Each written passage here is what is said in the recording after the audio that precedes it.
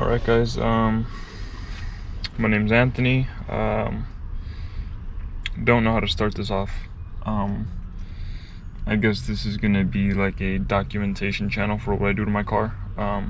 Currently sitting in my 2001 Lexus IS300, and I'm gonna be doing the JZX upper control arms. My build is nothing really, it's just a D&D hub, it's automatic, CX racing coilovers, rear traction arms, exhaust, and that's about it. But yeah, today we're going to be doing the upper control arms, the JZX. These have poly bushings that are inserted. I'm just going to be swapping out the old stuff for the new stuff. To get started, I'm going to have to just remove the wheel and we'll go from there.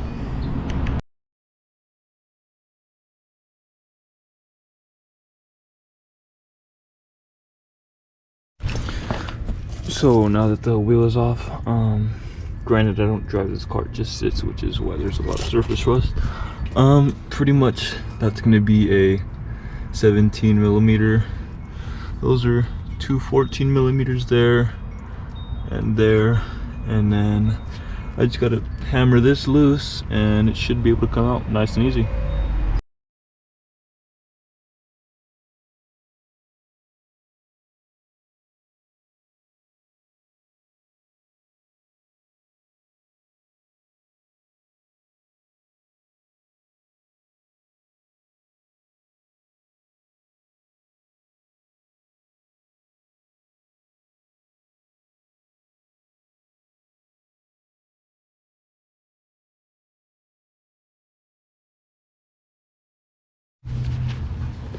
And just like that, the old ones off the bushings are definitely worn out. I think they're the original ones. That's not even really doing anything anymore, it's just flopping around.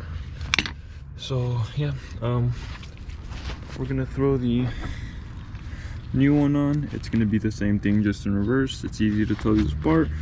There's an R, there's an L on the other one. Yeah, just make sure you use blue thread locker and torque them down. I don't have a torque wrench, so I'm just gonna give it all I got with blue thread locker. And yeah, we'll see the results in a little bit.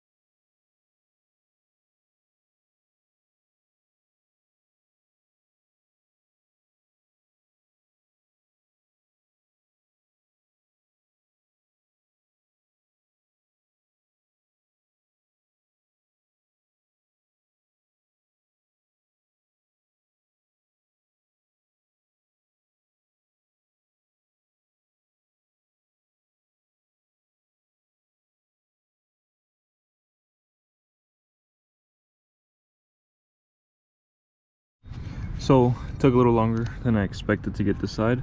GoPro died along the lines of that, so it's on the charger now. But thread locker, I got those two hand tight. I just have to hand tighten that, and right before I get to the brim of it, just throw some thread locker on.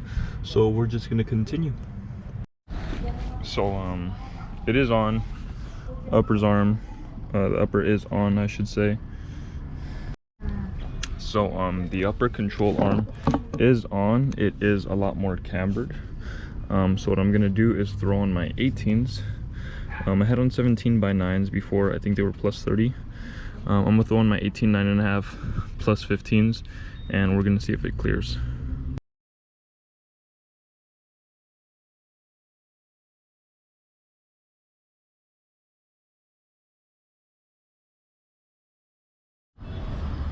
So looking at it, it throws my, I guess you would say, my toe off a good amount. So I'm gonna lift it back up and try to fix it myself. But it does have a good amount of camber. Nothing crazy. As opposed to my MB battle side. Doesn't have that much camber, but I guess we'll compare the clapped outside after. Alright, so this is a comparison. This is with the stock uppers. The boy Megs. And that's with the JZX uppers. Definitely sitting up in there a little more as opposed to this side. So we're just gonna do this side real quick and I'll get right back to you. So this is the end result. I couldn't fit these 18s before, they were poking too much. They're 18 9.5 plus 15, and they would, obviously you can see my fender's all buckled, but they would be sitting on the actual fender itself, which is kind of your proof. But now it's with a shit ton of clearance, so now I just have to get a new Alteza fender. But yeah, that's how the car sits. Sits a little lower. I don't know, it could be the placebo effect, but yeah, there it is. Peace.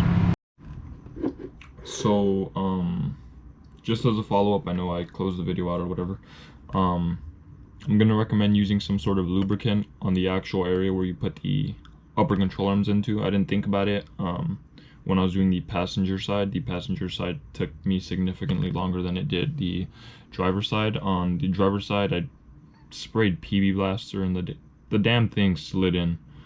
So I'd recommend some sort of lubricant. I'm not gonna say PB Blaster because you're gonna just end up loosening a bunch of stuff if you just go ham with it and spray everything.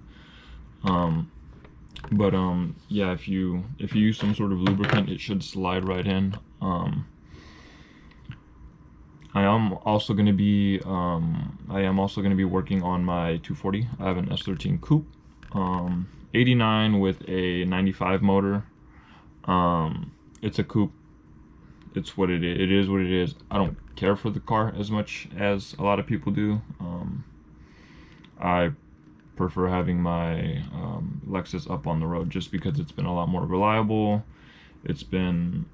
It's taken my abuse a lot longer than the 240 has, so I just need to get everything situated with it, which is why I got a new motor for it. It's not new, but it has 80k miles, 180 compression all across the board. I'm gonna get it resealed, get all that fun stuff done, and get it thrown in. Following that, it's gonna get taken to the body shop to get like my quarter panel fixed, my driver side skirt, my driver front door side skirt was crumpled in by the previous owner.